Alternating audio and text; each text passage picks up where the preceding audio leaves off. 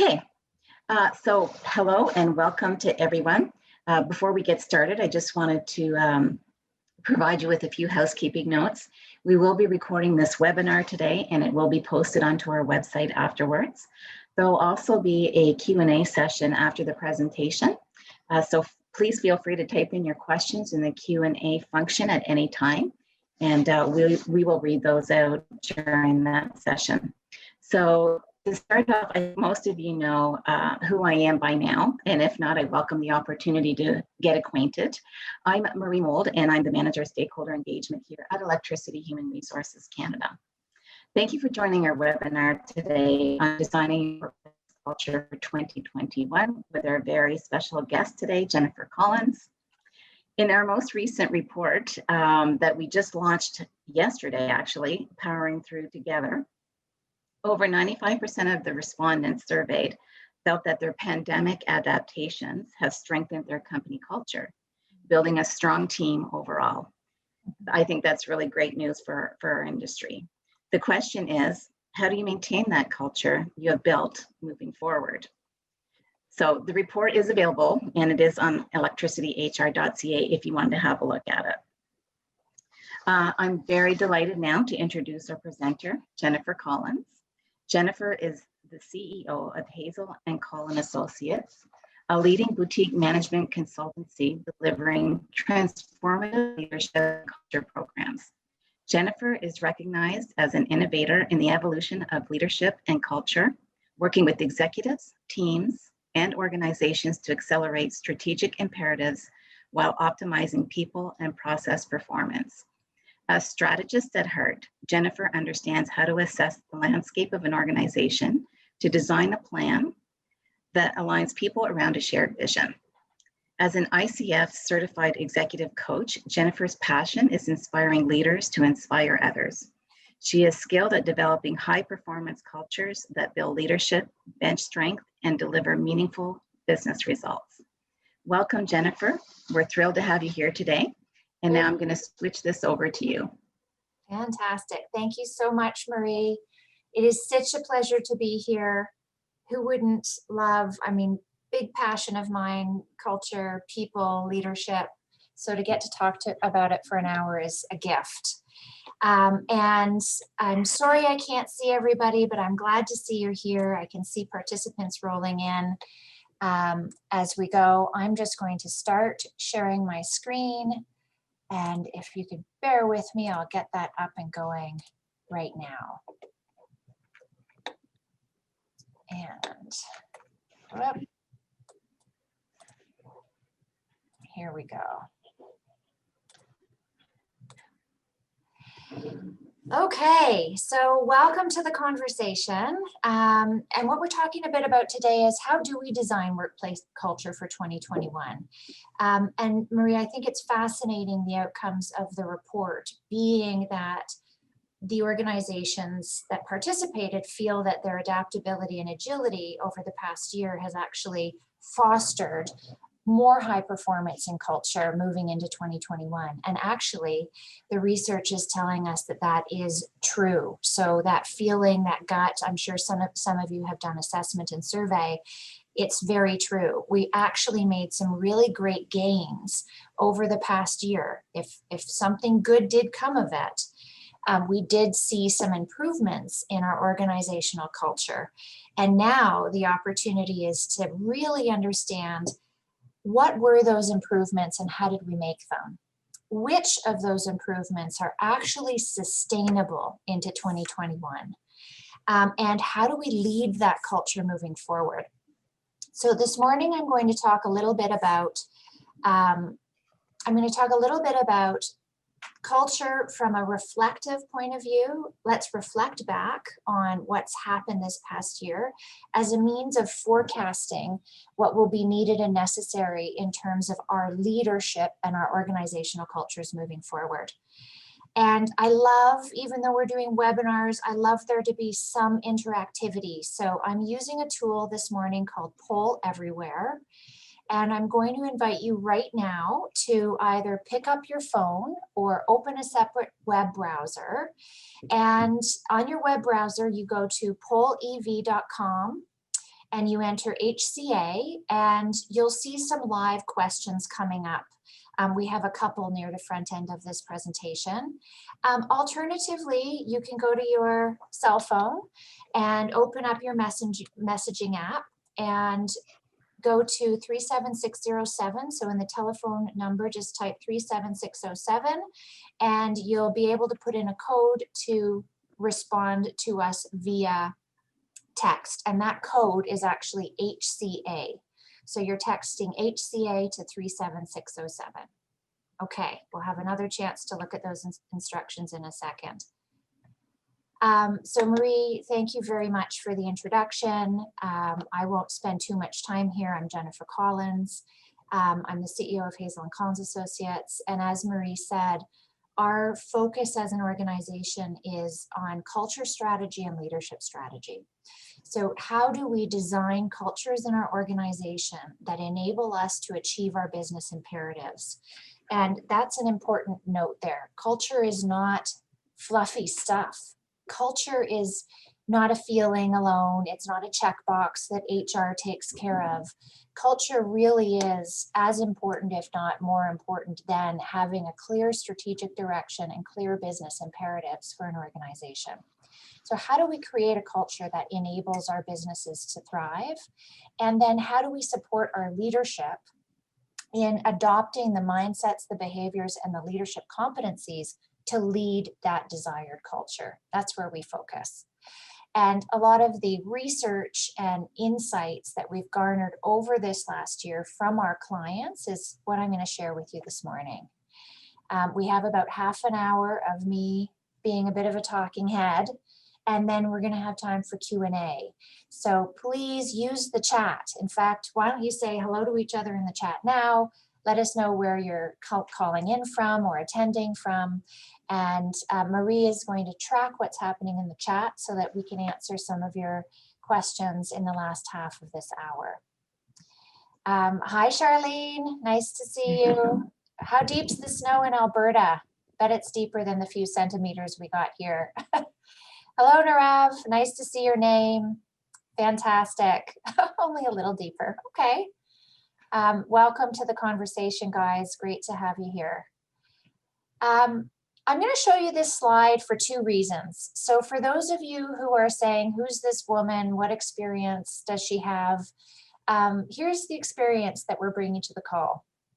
We've worked with organizations across industry for many, many years.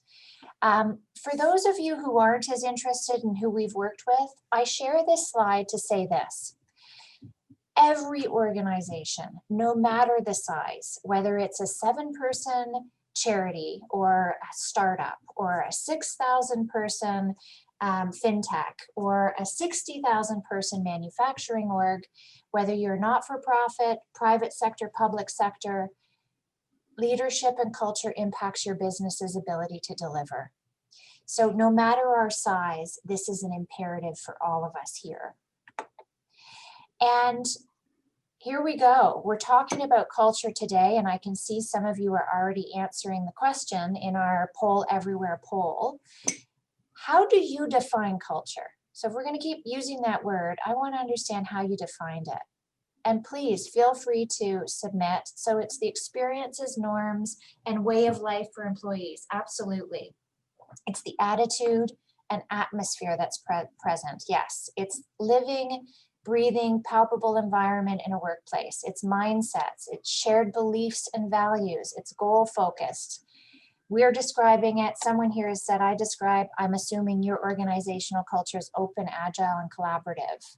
Yes, those are all behavioral aspects of some cultures and organizations. All of these definitions are true. Culture is the DNA of our organization. It's what differentiates us from other organizations and our competitors. It's how we go about meeting our goals and missions. It's how we interact with each other. It's how we interact with system, structure, and process in our organization. And for today, I really want to capture it in just a few succinct words. So here's the definition that we use in the work that we do. And I'm going to leave the slide up for a second because it's quite complicated. And here it is. It's the way things are done around here. So obviously I'm joking, not complicated, quite succinct. It's the way things are done around here. And this is a definition that comes out of Harvard, Iliad, and Barrett Value Center. It is the way that we get work done. It's the values, symbols, behaviors, and assumptions that we bring to work every day. Culture is the key factor that differentiates one group from another. And if culture is all that, what is leaders' role in culture? Everyone on this call is a leader, whether you're in an executive position or not. If you make a decision that impacts other people, or if you've been empowered to make decisions in your organization, you are a leader. So what's a leader's influence? Culture is a direct reflection of our leadership, our personal beliefs, values, and behaviors. Culture is a reflection of our executive team's leadership style, their beliefs, their experiences, their successes, and their failures. It's a reflection of the people that come to work every day and what they believe about how we need to interact in order to get work done. So it's so important that when we look at culture, we don't just assign it to a particular function in an organization like HR, but we look at it as something that we are responsible for, especially at the senior and executive level as we make those strategic big decisions about business imperatives. And that culture is something that we impact. So as we talk about designing for 2021, think about this as our work or your work and not the work of others in the org. Okay, so here's another thing I'm going to ask you to do today as we walk through designing for 2021. I'm going to ask you to really hold what I call a dual perspective. So, many events in 2020 offered us a moment of truth. COVID-19, the Black Lives Matter movement, social justice in general, mental health awareness. Leaders are rightly asking themselves, are our choices and actions right now reflecting our culture and the purpose and values that are going to sustain us and define us today and tomorrow?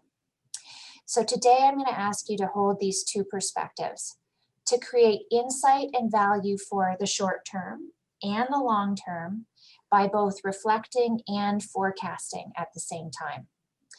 Guys, we need to get out of the weeds, and that's the invitation today, is let's get out of the weeds, get up on the balcony and take a really big picture view of what has happened this past year and how that is going to help us design moving forward. How did the choices we made over the course of 2020 impact people, culture, and community? Are our choices right now supporting us as we move forward? Will the culture that we've created in the past, 8-12 months, will it be sustainable? Will we be able to maintain that level of adaptability, the level of communication as we move into 2021 and beyond? And how do we need to adapt our own leadership style and approach in this more virtual world to lead moving forward? Back to the polls again. And someone's already participating. So you tell me, when it comes to 2021, which strategic driver do you believe is a critical bet for your organization?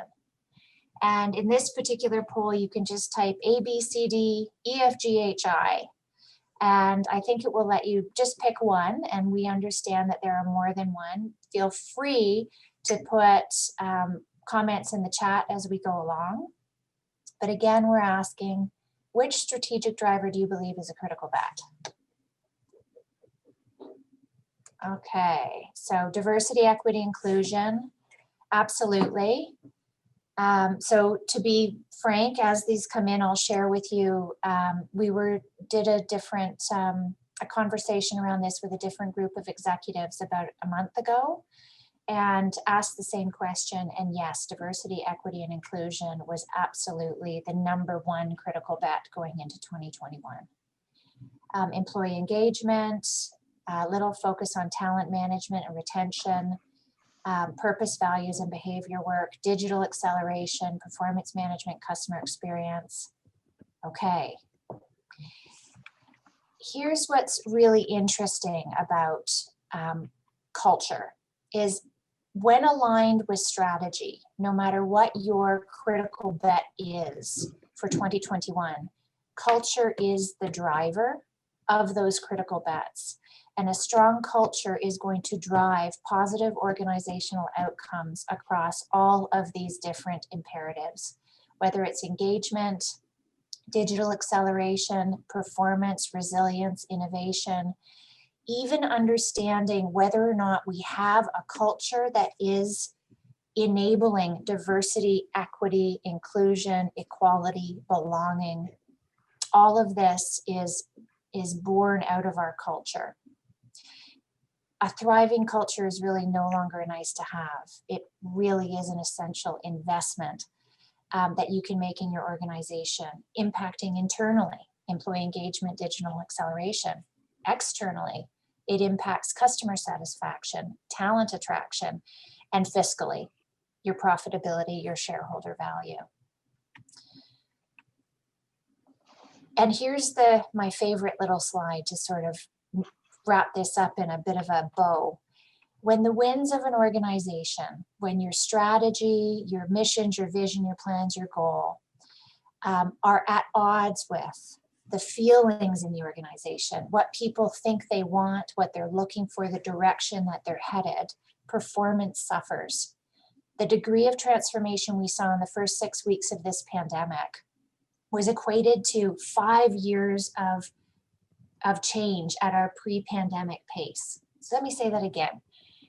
The degree and the amount of transformation that we saw in the first 6 weeks of the pandemic, starting in mid-March, was equated to 5 years of change at our previous pace, which was already record high.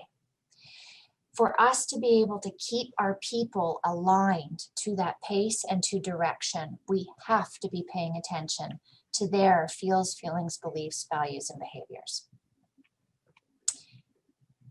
Last slide. Why culture? Why now? We're busy. We're tired. We have so much on the go. 2021 is coming. We're all looking forward to coming back in with new revived energy. And we have so much work on our plates. So why delve into culture? Well, if we've ever needed an engaged, talented, purposeful people in our workforce, ever, tell me when, we've needed it more than now. Convince me, because I think it is now. With all these positive correlations, culture is ultimately the thing that's going to streamline and enable you through this next year to keep up with the amount of change and transformation that will be needed, and to keep up in a way that satisfies the new employee experience that was created this past year by the decisions you made in how you would lead through this unprecedented period of time. I'm going to share with you some results that will allow us to reflect and forecast. And this is a global perspective. And we're now again doing that essential reflection. I'm sharing results from a global culture survey conducted by Barrett Value Center this year. We engage with organizations in diagnosing culture, understanding, measuring, and we utilize Barrett's culture assessment to really obtain an accurate, I'm going to call it MRI of the organization. Barrett has over 21 years of experience. They've worked in organizations. They've even assessed the cultures of countries. With 4 million assessments complete, I trust their insights. And I hope you do too. So as we look at these aggregate results, imagine how valuable it can be to do culture survey in your own organization. So here we go. Let's reflect. Personal values. So personal values these are the values that people bring to work every day. They're who we are. They're the values that we hold. They're in who we hire and who arrives at our door. And we invite our employees to work for us and they bring some of those personal values to work. And sometimes they're asked to leave some values at the door because they're not practiced in the organization. Personal values are fairly consistent over time, but when life conditions change, it can cause people to shift their values and reevaluate priorities. And as a society, we have absolutely seen a shift in people's priorities. How could we not? Every aspect of our life was impacted. Our elderly parents were impacted, our own health and well-being, our finances were impacted, society was impacted, our social circles were impacted. Your people who you hired pre-pandemic have shifted their priorities. They're coming to work and they're different than they were. When we compare our personal values today with our values pre-COVID, we've seen 4 new priorities peak. People are prioritizing making a difference. So really wanting to be part of making a difference in this world, their community, and their organization. They're prioritizing adaptability. They're also prioritizing well-being and caring. Continuous learning and family were always present pre-COVID. However, they've increased in priority. Well-being, in fact, has shifted from being number 26 on our priority list of personal values to number 5. So take that in for a second and now focus forward. What are you doing in 2021 as an organization to engage with people along those values in order to foster connection with your people? What system, structure, process in place? What initiatives do you have in place to really enable adaptability, well-being, caring to continue in the year to come? Here's another reflection. Here we see a shift in key business focus areas. So we see here that the traditional process focus of finance and effectiveness, especially true in utilities as well, has actually shifted to a focus on agility and innovation. So our traditional focus has changed. We've also increased our focus on employee well-being over this past year, and we've increased focus on direction and communication. There's been so much accessibility between our executive and senior leadership and all people right down to the front line that employees now expect it moving forward. In fact, during COVID, results orientation in organizational behavior shifted from number 2 to number 25 in priority. Achievement focus shifted from number 6 to number 50. There's been a massive shift in where we're focusing on these key business areas. And again, from effectiveness and finance to people, innovation, engagement. So those positive culture enhancing shifts are creating a new employee experience. So here's our reflection again.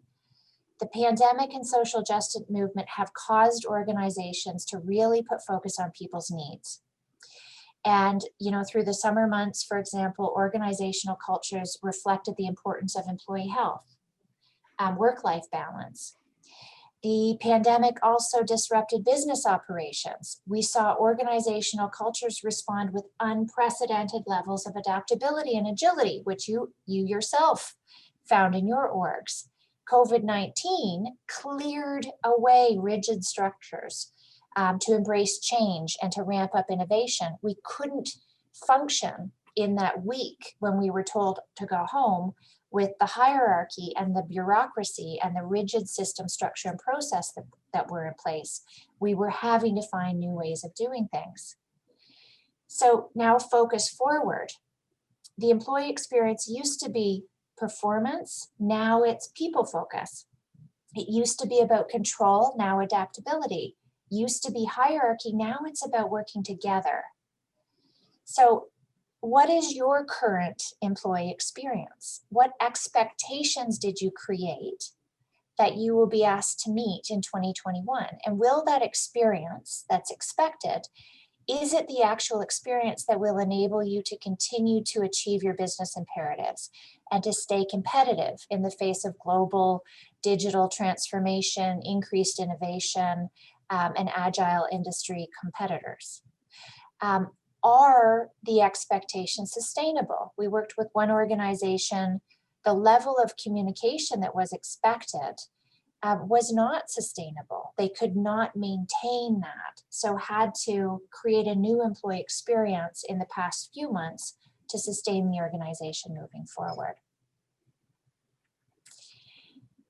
When we asked people to describe the behaviors and priorities that would help us recover, so your people, when we're asking them what will help us recover, we're seeing that there's a strong alignment between what people experienced this past year and what they want moving forward. People are not asking to really go back to the way things were. In fact, I don't think we can ever go back. We are changed.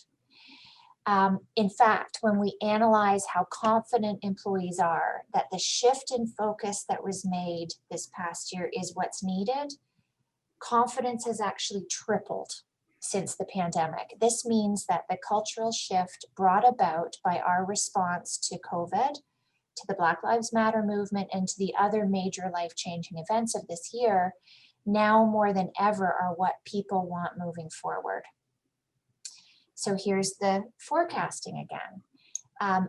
Do you have an organization who is emphasizing employees' desire for engagement, innovation, continuous learning, open communication, teamwork, digital connectivity?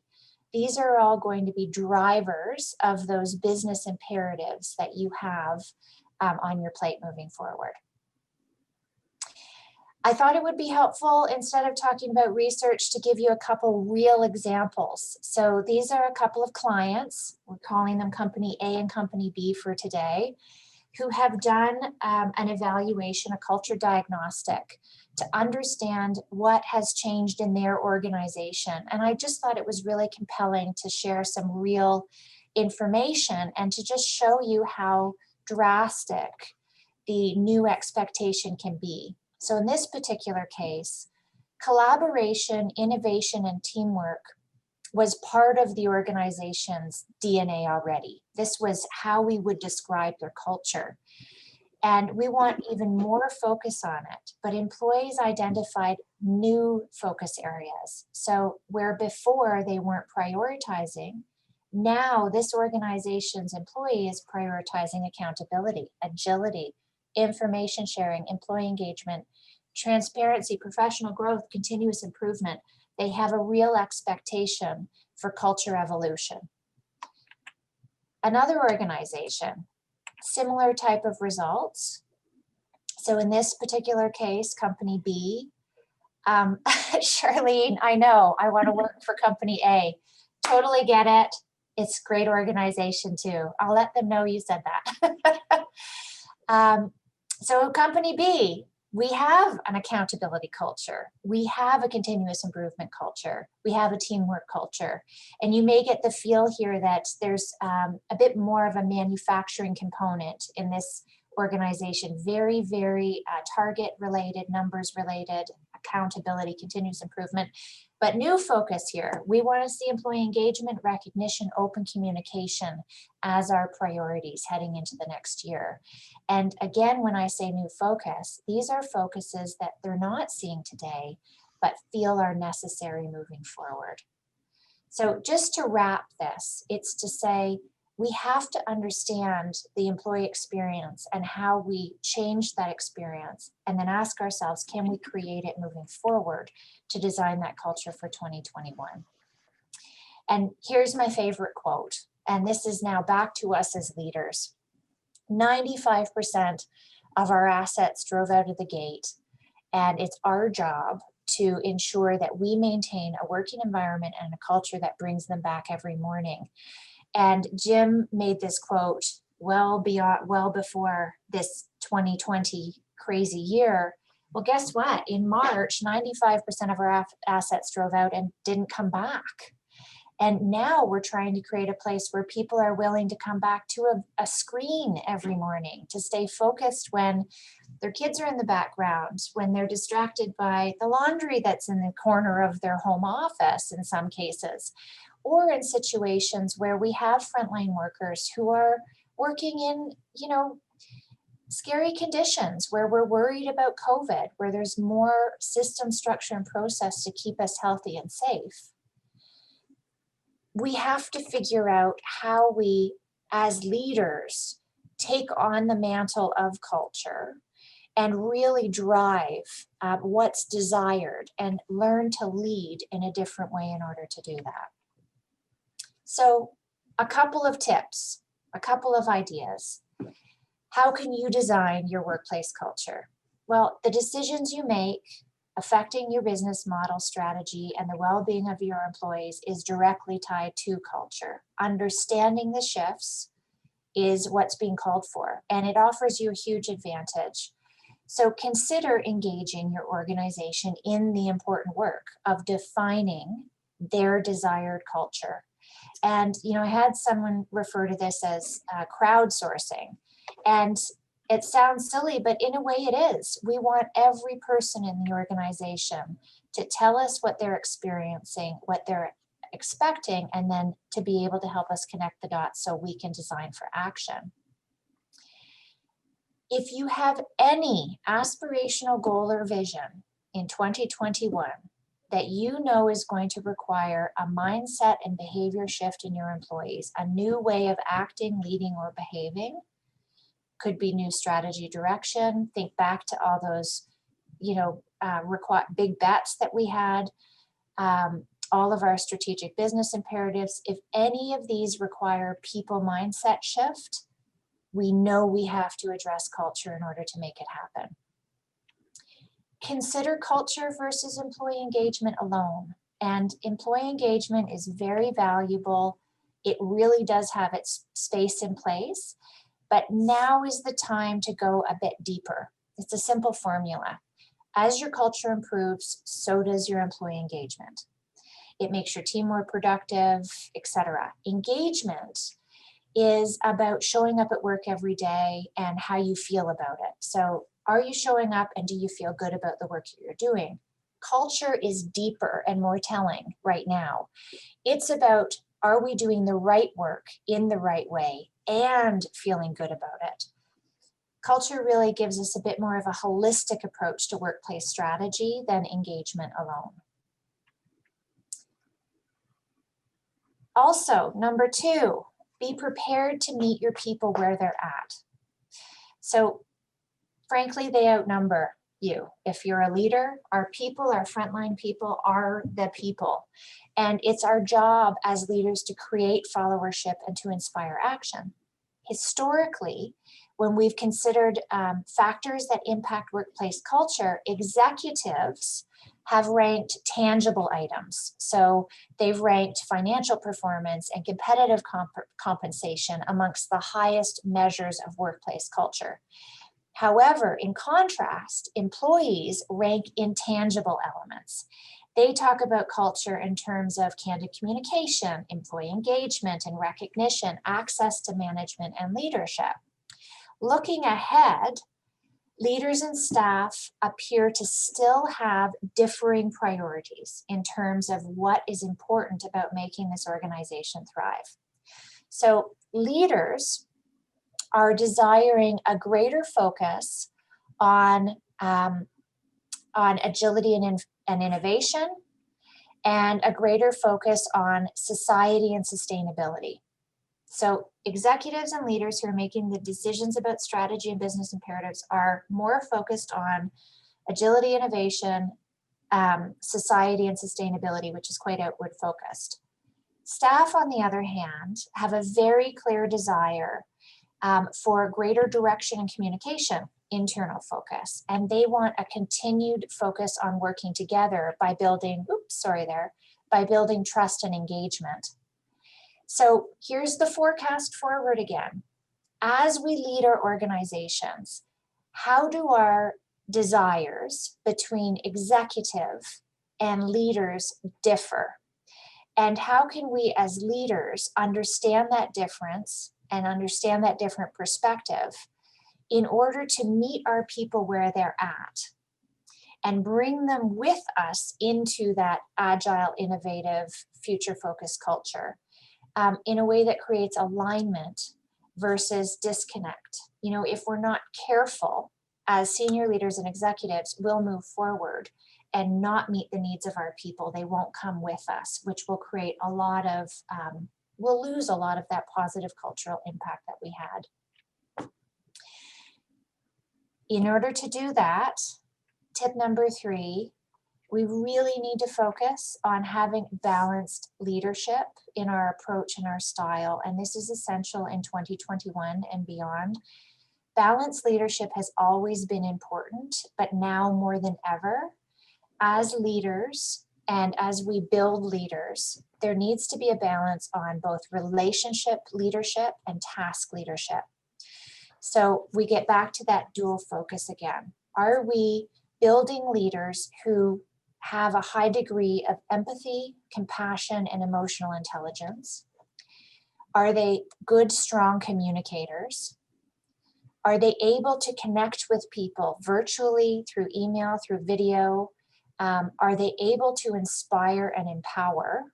And at the same time, have that people focus, but also remain very clear and purposeful in their direction, prioritization, execution, and in change management.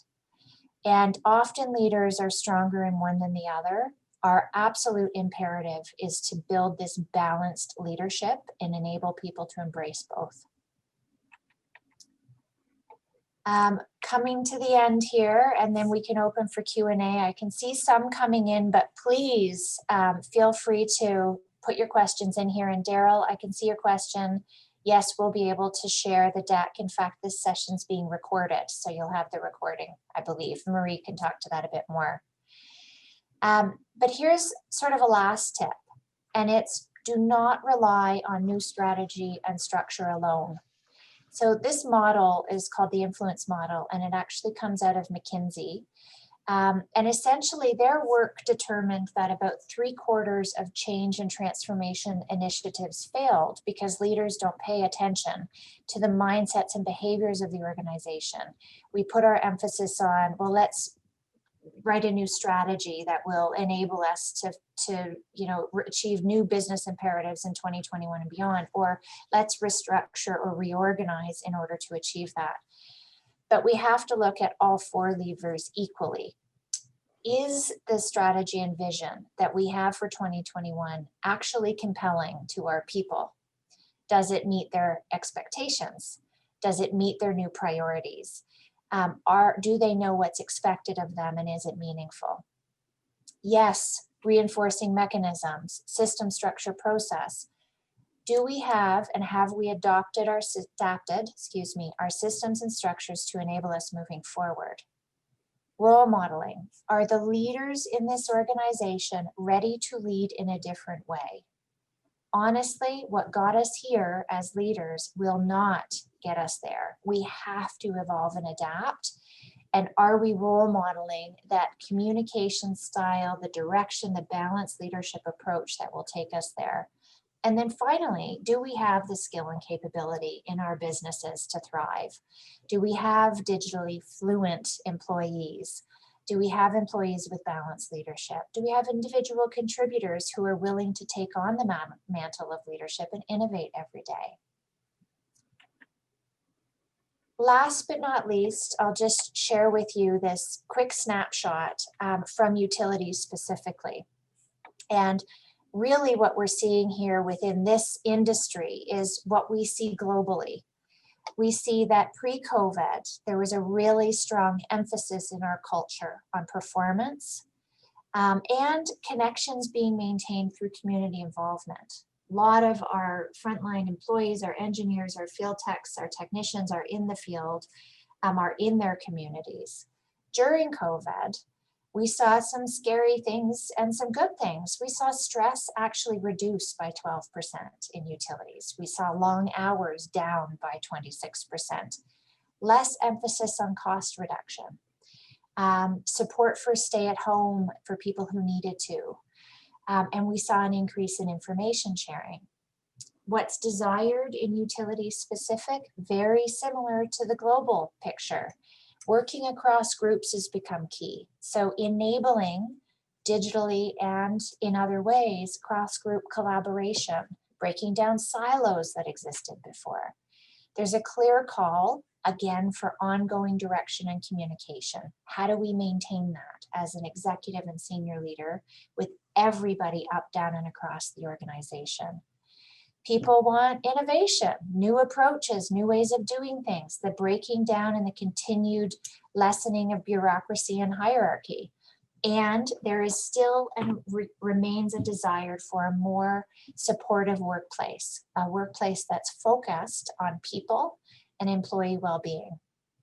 So the question I leave here is, and this I think is the question we need to ask all of our people when we're designing for 2021, how can our industry learn from this current situation to create a more cohesive approach to our culture in the year to come? And with that, I open to questions. And Maria, I went a little bit long. Oh, that's fine. But happy to hear from you or from people, please. Sure. I'm just going to start off. I saw something in the chat here, and it was a question. The question is this also related to generation gaps in the workplace, which I think is a great question. Yeah. New cultures versus legacy thinking. So could you repeat that last half just very quickly? New cultures versus legacy thinking. Yeah. So we did do when we took a look at this, we did do a generational cut. So we did look at how the past years impacted across different generations. And what I would ask there is if you'd like to email me directly or Marie directly, whoever asked that question, I can share that information. There is a bit of a difference in generational experience. But the number one thing that is the same across every generation is the need and the focus on adaptability. And with adaptability, we have to lessen hierarchy, bureaucracy, control. We have to look at system, structure, and process that is actually flexible and that enables people at all levels to make decisions and to be engaged in those decisions. When we talk about legacy culture, so culture is often driven by legacy beliefs, behaviors, values, system, structure, and process. It's the way things are done around here, and it's the way things were done, and we haven't questioned it ever. New generations coming in, they don't necessarily know what those legacy issues are, but it's very contagious. I hate to do this. I'm going to tell a very quick story. Is that okay, Marie? Yes, please. It's an experiment that was done. And my colleague's listening here. She's probably rolling her eyes that I'm telling this. There is an experiment done in which they took 3 monkeys. And I don't mean to compare people to monkeys, but monkeys are very intelligent animals. Bring them into a room and they give them a bunch of blocks and they hang a bunch of bananas at the top of the room. And the monkeys look around at each other, they see the blocks, they're very industrious, they build the blocks up. This actually happens in the experiment. They build the blocks up in order to be able to reach the bananas. But when they do reach for the bananas, they're actually blasted by some cold air, or some people say it was cold water, from a pipe that they didn't notice. So there's a hand slap essentially, and the monkeys go down the blocks and they think, oh gosh, and they try again. They go for the bananas, but every time they reach for it, they get blasted by the cold air. Well, the scientists, they take out one of the monkeys and they put in a brand new monkey. So these are your new employees coming into the organization. And that monkey looks around and says, hey guys, why aren't you going for the bananas? Like seriously, does no one see this? And he builds up the blocks. And what do you think the 2 existing monkeys do? They stop him. They hold him back. They basically tell him not to go for the bananas, and that monkey listens. Eventually, the scientists switch out everybody, all 3 monkeys, and now there's 3 new monkeys in the room who have never experienced the blast of cold water, but they still don't go for the bananas. And that is legacy culture. I hope that was a fun story. I can see other questions coming in. Yeah, I'll start off with the first question that we have in our Q&A. What do you think would be the impact of increasing deployment of automation and AI in work processes on corporate culture? Corporate culture impacted negatively or positively? Corporate culture impacted positively if we take the time to engage our people in the decision making around it, the mindset shift that it's going to require, and really communicate and understand from them what it means. So I do think that is a major shift that's happening in industry, and there's many people who are on board, but it is going to change our experience in the workplace, why people come to work. And if we just go do it, you're going to have, a lot of disengaged people who see this as, again, going back to some system structure process that isn't necessarily enabling connectivity, social community, etc. But if we can understand where our culture is at, we can understand the levers required to bring them along. So I strongly believe that any real business transformation, if it is, a smart business transformation that will support an organization's success, anything that will support organizational success can improve culture if we pay attention to the mindsets, fears, beliefs, and behaviors of the people, and potentially make some real decisions about who in the organization can embrace that culture because they have the leadership capabilities, skills, etc., and who may not wish to embrace that culture and frankly should leave to work in a culture where they do feel engaged. Okay, thank you. Thanks, Jennifer. That was a good response. I have another one. We have a couple more, and I know we're gone over a little bit, but if you're okay, I'll just do a few more. Yeah, absolutely. Okay. The next question is, should there be more emphasis on task leadership more than the relationship leadership? I don't believe so. So, what we're seeing is as organizations start to say we have to get back to work as usual, we're entering the new norm. Most organizations put a major focus on people and well-being through the last year. And now we're seeing a shift where we are more focused on tasks. We're coming to this end of this year. I could see someone in the chat say, I'm more stressed, high increased workload. People are starting to feel tired, to be quite frank. And if we do focus on task in order to deliver on these major workload issues, but we forget about the people focus, this is like a sudden shift for our employees. They have come to trust the promises we've made around employee well-being, engagement, caring, connection. And so I do think we need leaders who are really able to maintain that as a way to enable the task. So being able to connect with people, practice emotional intelligence, empower and engage, foster teamwork, coach and mentor, in order to achieve those strategic imperatives, manage workload, and allow for the courageous and difficult conversations we're going to be having as we innovate and change in the year to come. Task is important. I think a balance is essential. Okay, well, maybe we'll do one more question. There is still more, but we will try and get those responses back to those people. How does ethics play sorry, how does ethics play in creating culture? Should ethics be documented and formulated like policy in creating a people focus? Oh, interesting conversation. Ethics, and this very much connects, I think, to diversity, equity, and inclusion. I do think culture, or what we're desiring to foster in our culture and how we behave and treat people, does need to be documented in the same way that process needs to be documented.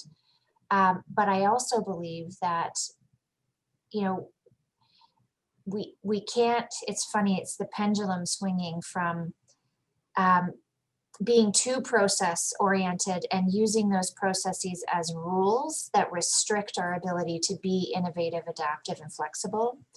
And yes, we want to create process. I know lots of organizations are now creating OKRs, expectations, performance management expectations around culture impact. But again, we still want those to be flexible, adaptable, and innovative, or can be innovated upon, and we want them to enable diversity, equity, and inclusion in organization, so people can be authentic to how they impact culture. I hope that's helpful. You know, I just want to read one more question here, because I think this is a really good question. So, I mean, they're all great questions, actually. There's quite a few, and I'm really pleased about that. I think part of empowering employees is to also allow them to show their vulnerability, areas they need support training in, especially true for digital competencies. Can this vulnerability factor be included in setting objectives? What is your vulnerability? What key area do you need support and guidance with, as an example? Yes, yay, vulnerability. So it's so funny. I feel like it used to be a bad word, and then it was sneaking into leadership, and it's here. So I believe vulnerability in some ways can be measured. There's new research coming out that measures vulnerability. And there's also great research that correlates vulnerability to a culture of trust, which, by the way, trust in management and leadership is 2/3 of the questionnaire around being one of the best places to work. So vulnerability positively correlates to leaders who are able to create and foster trust, connection, and collaboration. And vulnerability also correlates to resilience. And I'm not talking just about resilience in terms of our spirituality and balance of mind. I'm talking occupational resilience.